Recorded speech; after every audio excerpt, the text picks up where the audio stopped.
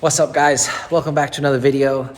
We are back here working on the Blazer, and it's crunch time like always because we wait till last time to build anything. But we're looking pretty good. I think we got everything going sort of according to plan.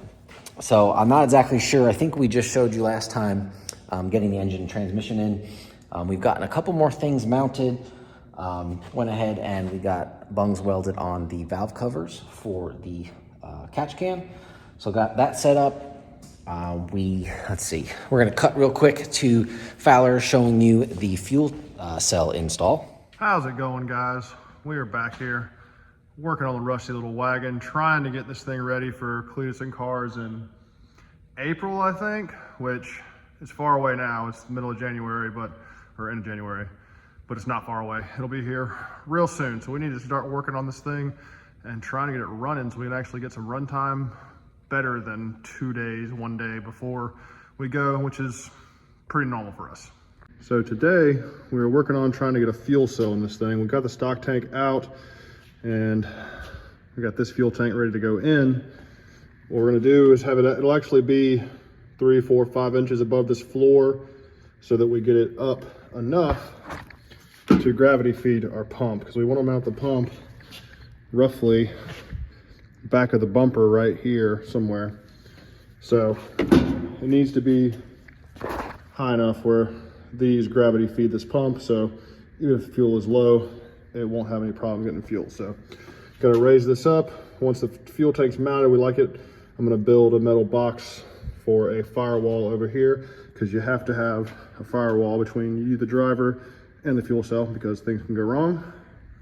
So I'm going to get this thing up in the air, put it in there with the transmission jack, and figure out what I'm going to do with these mounts. Kind of hard to see because I'm up on the lift right now, sitting on the thing, but I think this is about how high I'm going to have it. And then I can just come down here and make some brackets, go straight, and have them bolted right here on either side, and do pretty similar setup on the back cross member over there. And it's not going to be too difficult, should go in pretty easy. I've got the fuel cell in place where I want it to go. I notched out this back cross member so the fuel lines can come through there. And then I cut up this angle iron a little bit, and we'll have it right inside there on each side. I'm gonna pull the tank out and center punch these holes.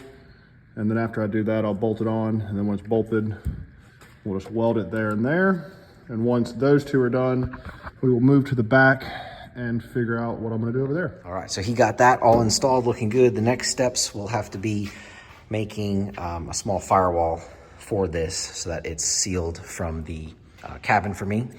He also mounted the fuel pump, so that's looking good. Shouldn't have any issues getting this thing to prime now the way it is. Actually really like the way this came out. And no issues with stock fuel lines running to the front. So next we're gonna put the fuel lines all in. Probably won't show you that because that's pretty boring, but we'll run those. Also got a jegs seat mounted. It is just mounted on the bottom right now. We will go ahead and put the bar in across so that we can mount the rear of the seat. We have to, let me come around the other side. Quick, show these sweet little metal, or not metal, but magnets we got for the side of it. Instead of getting stickers that we can only use once, some magnets so we can pull these guys off and use them on everything else, you know? All right, let's see. We're gonna work on, I think next you're gonna work on the actual intercooler piping, right? All the cold side. So all the cold side will be similar to how it was before. Larger diameter tube. We're gonna use a 3-inch instead of the 2.5 this time, and we are going to probably use pie cuts, and actually we're gonna have a motion clamp on the front, and then I think we're going with a cheap one over here just because they are crazy expensive. So he's gonna work on that, and then we're also gonna work on getting this tank we got from Jack Fabrication. He made this up for me, and we got a billet cap that'll go on there. So we'll get all AN16 lines mounted, going through the firewall and to the shear fab intercooler there. Then the next thing, we'll have to put the shifter mount, which is right here. Got some fancy cup holders for it. So we'll get that mounted up, and it'll be up about 5 inches from this, so I'll actually be able to reach it this time. So we're going to get to work. We'll probably have 2 parts maybe here getting this stuff going, since this isn't super fun to watch, but it's all got to get done. And we'll show you everything once it's done, and then get it fired up probably in the next episode. She's over here living up to her name as the little rusty wagon. We'll have to get a lot of this cut out. Oh, look at that big old hole. It's worse than I thought. Yeah, we'll have to cut all that rod out and fix it up, or we'll put some signs in it for now and rivet them in. Alrighty guys, we've been working diligently on this thing. I got one of the fuel lines ran for it. Got a couple of plates on there to block off for the firewall. A couple of the fittings. I'm gonna head and go start getting this manual master cylinder. This is from, I believe, TRZ. They make this. Let me flip the camera around. They made this sweet billet piece to go to a strange manual master, and we'll run this to just the front brakes. This cleans up this monstrosity right here because that was hitting the valve cover. Anyway, this will look a whole lot cleaner. And I don't know if Fowler's been filming or not, but my man has been killing it. I hope I don't mess this up. On these pie cuts, cutting it himself. This will go right in there. That's gonna look so awesome. He's killing it, absolutely killing it. Cut all these pie cuts himself. This is his first time doing it, at least with making the pie cuts himself with aluminum. So he's got the chop saw set up out there. So shout out to him. He's gonna get this all fitted up and probably have a few time lapses of him welding his face off, because this is gonna be a ton of welds, but that should look awesome. And then we'll see, maybe we'll do that gold as well, go into there. Maybe I'll try and do a 2-tone. I don't know, we'll see, but making some progress. I even powder coated the top of the ice tank, the lid there, so that looks pretty cool once we get the fittings in, and that should look awesome. Alrighty, so Fowler was working here while I was out of the shop, and he got the tank mounted up. And let me tell you something, my boy is getting real good these days. He's getting good. Got this bar mounted straight across from either side. Kind of see it there. And he put little inserts on there. Got that so it lines up perfect. Be removable. We got all our new fittings here. And then over here, obviously we got to clean up the inside here, but we'll go ahead and mount the water pump right here. So that should be pretty good. There you see it with the pump on it. So we'll have the pump here, 90 out, and we'll run the lines up and around and go through to a bulkhead that'll be in the firewall there. There's our return line, and then we got a drain, which is over here. I gotta get the correct fittings for it, but we'll have a drain right here, something like that, and then it'll go through the floor. So we'll be able to just open this up, whichever way, it should go this way. Open it up and drain the tank out. All right, so we got a set of Aeroflow front mount headers, or front exit headers. And you can see that we'll have, let me get you guys down in there, hopefully just enough room to make a 90 and then run it out the front somewhere. We'll have to plug those holes on the water pump. Those go for your heater, so we won't need those anyway. Now I know there's a lot of back and forth whether or not you're supposed to loop those or block them off. It seems like it really doesn't matter either way. So we'll block them off to give us a little bit more room, and Fowler should be able to pie cut right around there. Now this other side, kind of hitting the steering shaft. So what I think we're gonna do is we're gonna cut this and move it back further so this joint doesn't hit this part of the header. We'll put a little mount out here and basically have the steering shaft kind of go around it. So that should work. And then same thing here, pie cuts and shoot it out the fender. So Kyle's got a lot of work to do, and then I'm gonna have a lot of wiring to do. All right, we're working more on this, trying to get the cold side and the hot side done. Fowler, what have we found out about the cold side? If you order stuff, the cold side, yeah, you should probably load aluminum with argon and not 75-25.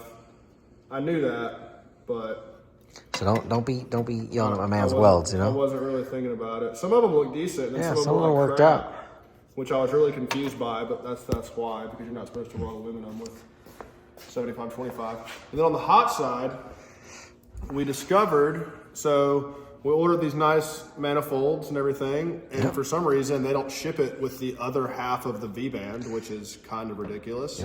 And none of the V-bands we ordered fit it. So we figured, hey, you know, we'll just chop off that V-band and weld on a different V-band. Not a big deal at all.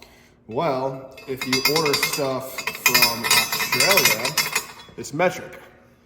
And we're stupid in America, and we use SAE. Unbelievable. So, what is our, I guess, plan here is we're going to try and fill the gap. Yeah, I'm going to weld the gap. Right? We have no other option.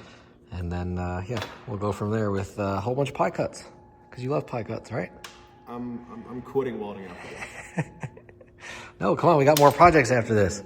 You're supposed to learn how to weld. What? Well, I still do. What happened to you learn how to weld? Well, you know, we got this other exhaust manifold, so we got to buy another car. That's true. I have an intercooler too. Yeah, so got to. All right, let's get to work.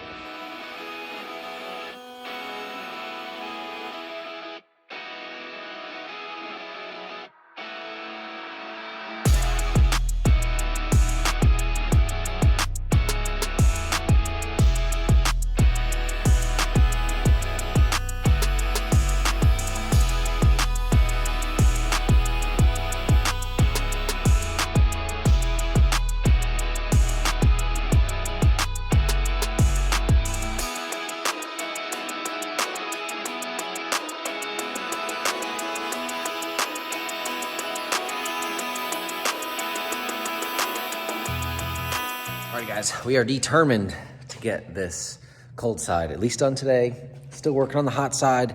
That'll probably be next video, but I'm gonna stay on Fowler and he is gonna get this cold side done.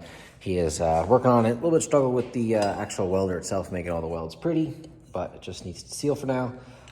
But we should have it fully welded up today, or at least 100% mocked up, so I can show you guys what it's gonna look like. So, cue montage of him welding some more, and then you'll see this cold side all buttoned up.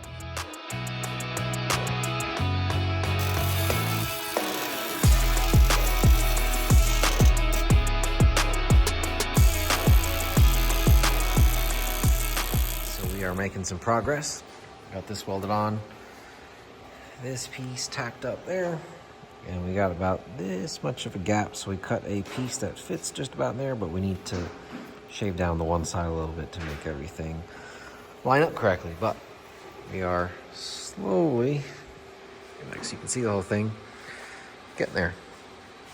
And hopefully it unclips here and here easily to go on, but I guess we're gonna find out that in a minute. So Fowler's over there, he's sanding it down.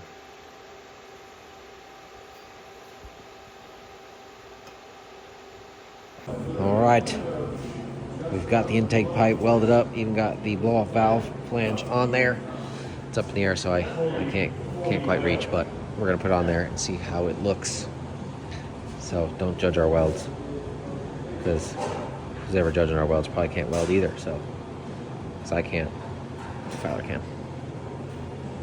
All right, guys, I told you we'd get the intake all done. Fowler did a ton of welding today. Absolute ton of welding, but looks freaking awesome. Even got our blow-off valve nipple welded on. So got to use all the vibrant clamps, so we'll have no silicone and no leaks, right? Fingers crossed. We'll have to boost leak that. But got that done, looking good there. We'll have to work on the hot side here. We're waiting on a few more pieces to show up so that we can actually build this out and then hopefully do some bull horns or something outside. Also got our steering kind of worked out. So we got a little, what would you call this, a heim joint? Yeah. It's a little heim joint, kind of moving the steering rack or the steering shaft out a little bit so it clears our headers. So this is the motion column. And then normally they give you one swivel up here and one at the bottom. Added this, the second one, or third one, to move it over a little bit. So looking good with our steering. Looking good so far. We got a whole bunch more stuff to do, but I think that is gonna do it for this video. Oh, we don't have the tank in there. We'll show you the rest of that stuff in the next video. So appreciate you guys watching, and we'll have another video up. Probably we'll start shooting tomorrow since we have like a week to finish this thing and get it fired back up. So we'll see you in the next one. Peace.